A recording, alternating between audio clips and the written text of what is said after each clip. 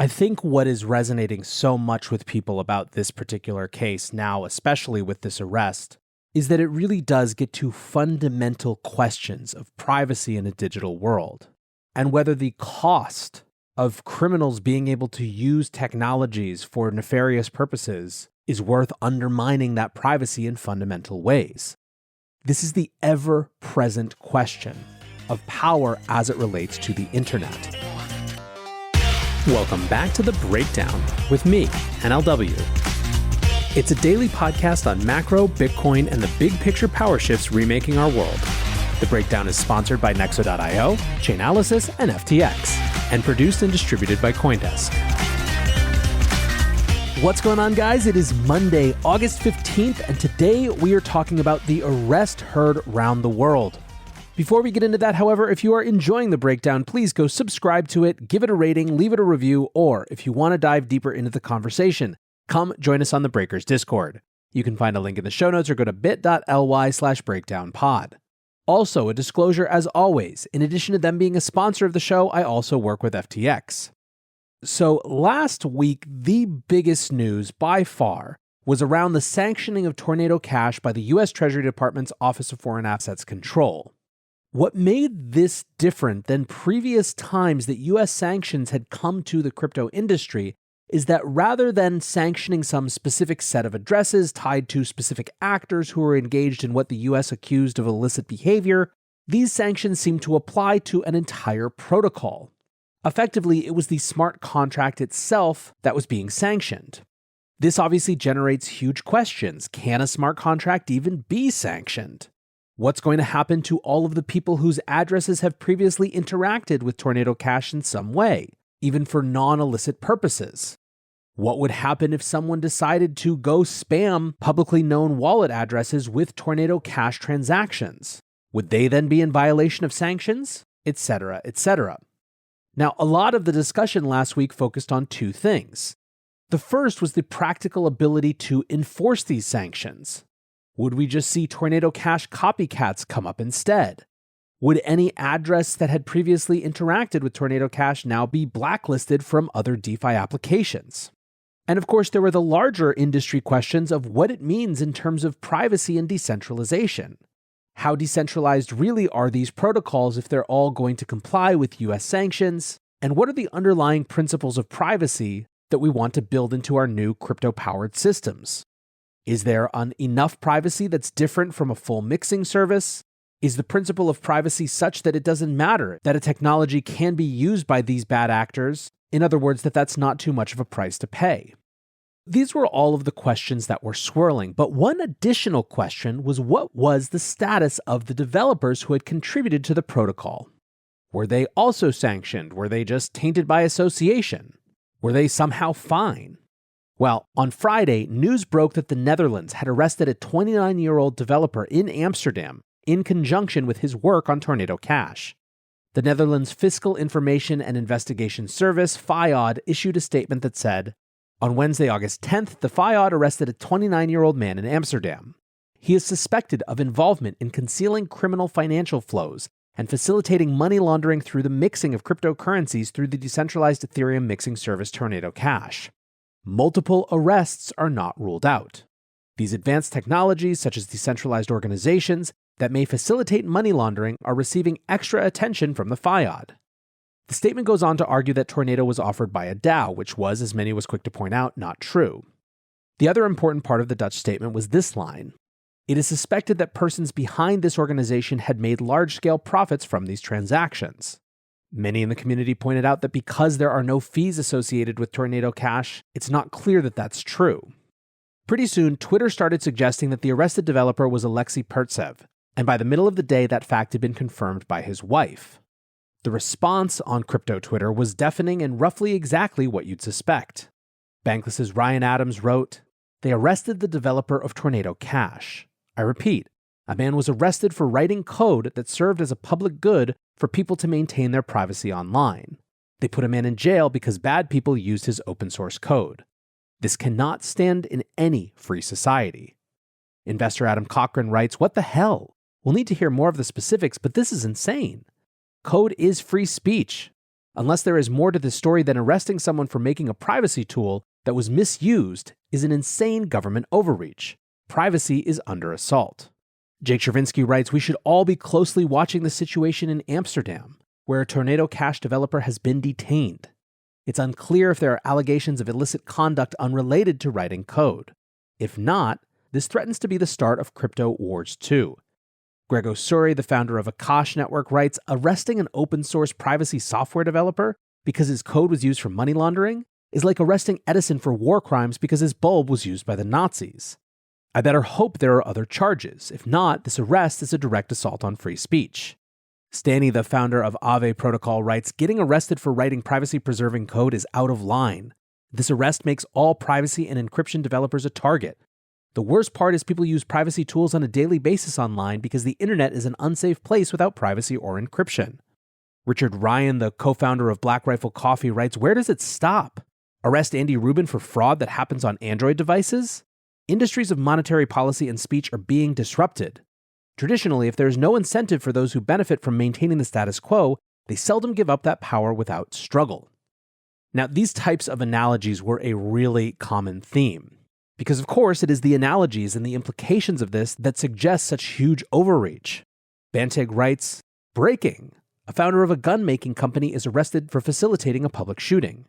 A founder of a knife-making company is arrested for facilitating a stabbing. A founder of a pressure cooker-making company is arrested for facilitating terrorism. A head of treasury is arrested for facilitating money laundering. Everyone holding cash is now sanctioned by OFAC. Tijen Root, a crypto investor at Outlier Ventures, writes, with a suspected Tornado Cash developer now arrested in the Netherlands, dangerous precedent is now taking root. I cannot state this enough. This is a pivotal moment in our industry. This can have huge consequences for the Web3 decentralized industry in general. Now, it's worth noting, obviously, here that a huge part of this discussion is around free speech. But of course, this arrest happened in the Netherlands, not the United States. The arrest was by Netherlands authorities and under Dutch/EU law. The EU does have a Convention on Human Rights. Clause 1 reads, everyone has the right to freedom of expression. This right shall include freedom to hold opinions and to receive and impart information and ideas without interference by public authority and regardless of frontiers. However, there is no analogous precedent on whether code is speech like in America. So is it a violation of established free speech protections in the country where the arrests occurred?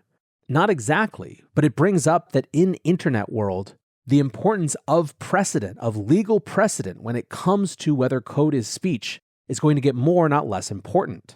Ultimately, Alpa V, a researcher at Element, put it really well, saying, holy shit, I'll be real. I think what I'm working on is cool and important, but not go to jail important. Chilling effect on the space is gonna be real. In times like these, security of your assets should be your number one priority. If you want to offset risk as much as possible and still stay in crypto, you need a trusted partner by your side. Nexo is a security-first company that manages risk by relying on mechanisms such as over-collateralization, real-time auditing, and insurance on custodial assets. Learn more about Nexo's reliable business model and start your crypto journey at nexo.io. That's nexo.io. Eager to make more informed decisions around crypto? Chainalysis is here to help. Chainalysis demystifies cryptocurrency by providing industry-leading compliance, market intelligence, and investigations support for all crypto assets. For organizations like Gemini, Crypto.com, and BlockFi. Gain unparalleled visibility and maximize your potential with the leading blockchain data platform by visiting us now at chainalysis.com/Coindesk. The breakdown is sponsored by FTX US. FTX US is the safe, regulated way to buy and sell Bitcoin and other digital assets with up to 85% lower fees than competitors. There are no fixed minimum fees, no ACH transaction fees, and no withdrawal fees. One of the largest exchanges in the US, FTX US is also the only leading exchange that supports both Ethereum and Solana NFTs. When you trade NFTs on FTX, you pay no gas fees. Download the FTX app today and use referral code BREAKDOWN to support the show. Now, another part of this story that we flagged last week was the application of these sanctions. And over the course of the week and weekend, we got a bit more color there too. On Wednesday, on-chain derivatives platform DYDX began blocking all users who had interacted with Tornado Cash after the sanctions were announced. On-chain lending protocol Aave implemented the same restrictions on Friday. Decentralized exchange Uniswap and automated market maker Balancer followed soon afterwards. Now, many found these actions particularly troubling in light of a dust attack on Wednesday, where an anonymous Tornado Cash user sent small transactions from Tornado Cash to numerous public wallets. PeckShield reported that as of Saturday morning, over 600 addresses had been affected. For example, Tron founder Justin Sun was blocked from Aave on Friday due to receiving a small amount of ETH from the attack. For many, this is highlighting another new systemic risk issue. The automated blocking of users with large open positions in DeFi applications could be hugely problematic. Now, some do think that protocols are at least a little bit overreacting because of the scariness of jail time when it comes to sanctions. Victor Bunnan from Coinbase writes, "What we're seeing now in the industry is extreme overreaction. Teams are confused about what we do when it comes to compliance. I understand the fear, but my ask is as follows. Seek experienced legal counsel to deeply understand the issues before taking rash actions. Web3 is not against regulation, but it's important that regulation is implemented and followed in ways that accomplish the right goals in a sustainable manner. Slow down and let's get this right together." Some protocols have been trying to adjust. DYDX tweeted, "We were recently made aware of an issue related to Tornado that was causing many wallet addresses to be blocked from accessing our exchange. We have rectified this. Many accounts were blocked because a certain portion of the wallet's funds, in many cases even immaterial amounts, were associated at some time with Tornado Cash, which was recently added to the sanctions list by the US Treasury's OFAC. This sudden influx of flags affected many account holders that never directly engaged with Tornado Cash, and often such users do not realize the origin of the funds transferred to them during various transactions prior to interacting with our platform. We've made adjustments within the limits of our compliance policies that have unbanned certain accounts, and will continue to try to limit flagging and track this moving forward." Still, this accusation of overcompliance hangs over the industry. Vincent Van Doe tweeted, "Very disappointed to see all of the top quote-unquote decentralized protocols tripping over themselves to overcomply. The speed at which everyone is falling into line will embolden governments to continue down this path in an increasingly heavy-handed manner. Have we no fight in us?" Well, when it comes to looking for a fight, one of the actors that's most on it is CoinCenter. This morning, they updated their analysis around the problems with OFAC's action and suggested that they were exploring a court challenge. Summarizing the shift, Peter Van Valkenburg writes, "Rather than leap to constitutional arguments, we start with statutory authority claims that can be buttressed with looming constitutional issues, but are also strong under plain meaning of the International Emergency Economic Powers Act." From CoinCenter's analysis, quote, "The statutory manner in question is not an American's ability to get a license to use the tool, but rather the fact that adding a mere tool to the list, rather than adding an entity or the property of an entity, was outside the legal authority of OFAC under the IEEPA, the International Emergency Economic Powers Act, to begin with. Even if a general license was granted in this specific case, there would be no legal way to stop OFAC from simply adding new non-property, non-entity designations beyond the Tornado Cash application to the OFAC list in the future, despite there being questionable statutory grounds for such unprecedented sanctions. OFAC could incautiously add all manner of non-proprietary software tools to the list, e.g. PGP software for email privacy or even the entirety of Bitcoin itself. And then they could create a de facto licensing regime to selectively allow Americans to once again use these tools. This would be a very powerful tool for social control, and it seems divorced from the text and purpose of the underlying statute upon which OFAC's authority is based. Speaking generally, IEEPA allows the president to block US persons from dealing in the property of a foreign national.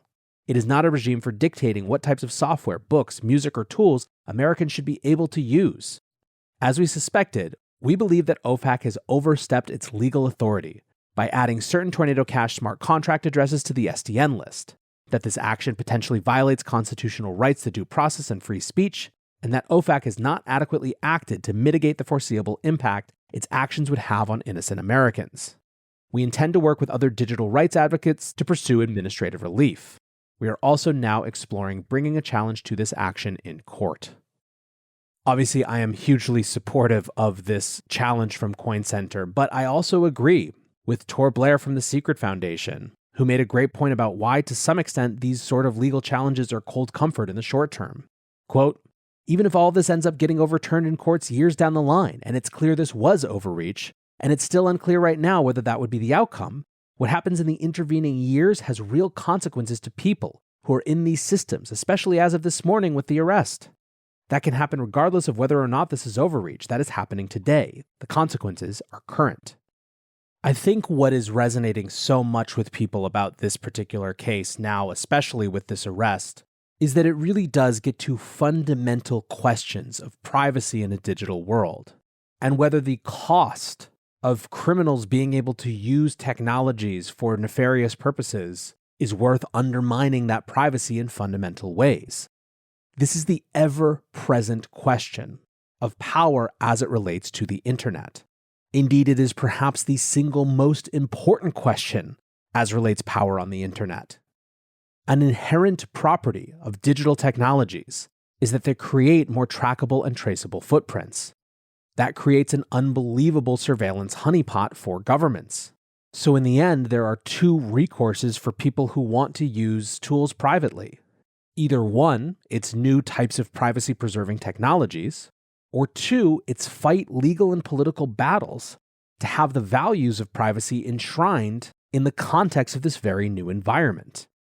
The good news, if you listen to my conversation with Jill Gunter last week, is that this is far less binary than it seems, and that there is a wave of new privacy technologies that have the potential to both achieve personal privacy goals as well as compliance goals. But it feels important that the underlying principle of privacy is reaffirmed over and over again. Otherwise, there will always just be another battle down the line. On Friday, Zuko, the founder of Zcash, posted, "Today is a good day for everyone to post this." The image with his tweet says, "Privacy is normal. Privacy is for good guys. It's for moms and bike messengers and foodies. Privacy is for business meetings and voting booths. It's why we have shower curtains. It's why we have that little padlock icon in our browser bar. Privacy protects you from discrimination and from identity theft, and it keeps your food delivery history under wraps. It can also shield you from those creepy somebody has definitely been listening to my thoughts ads on social media apps. Privacy isn't about shutting out everyone and everything. Instead, privacy gives you the power to choose what and with whom you'll share. It provides safety, control, and the right to grant access. Privacy gives you the ability to express yourself, to be creative, to spend your time and your money in whatever manner you like, without the scrutiny of others. It protects our intimate moments, our most embarrassing ambitions, our radical ideas, and the ability to be our true selves. Privacy is freedom, consent, dignity, and security. Privacy is normal." I want to say thanks again to my sponsors, Nexo.io, Chainalysis, and FTX, and thanks to you guys for listening. Until tomorrow, be safe and take care of each other. Peace.